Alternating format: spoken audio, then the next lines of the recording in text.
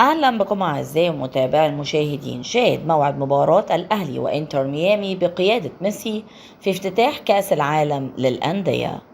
يفتتح النادي الأهلي مشواره في بطولة كأس العالم للأندية 2025 بمواجهة مرتقبة أمام فريق إنتر ميامي الأمريكي في مباراة تقام فجر الأحد المقبل على ملعب هارد روك بمدينة ميامي ضمن الجولة الأولى من دور المجموعات.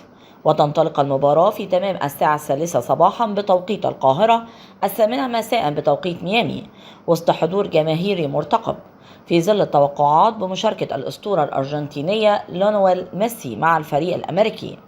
ويشارك الأهلي في النسخة الموسعة من كأس العالم للأندية بصفته بطل دوري أبطال إفريقيا، في حين يخوض إنتر ميامي المنافسات ممثلا عن الدولة المستضيفة بعد تتويجه بدرع الدوري الأمريكي لكرة القدم 2024، وهو منحه المقعد المخصص للولايات المتحدة.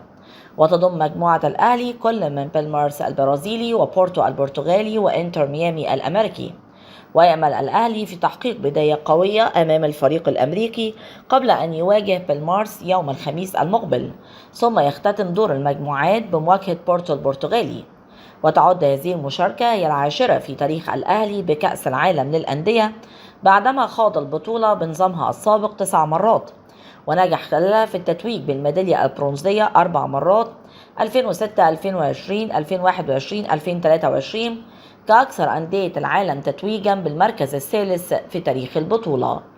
من فضلك لا تنسى الاشتراك في القناة، تفعيل الجرس على وضع الكل، وعمل لايك ليصلك دائما وأبدا كل جديد من القناة. شكرا لكم.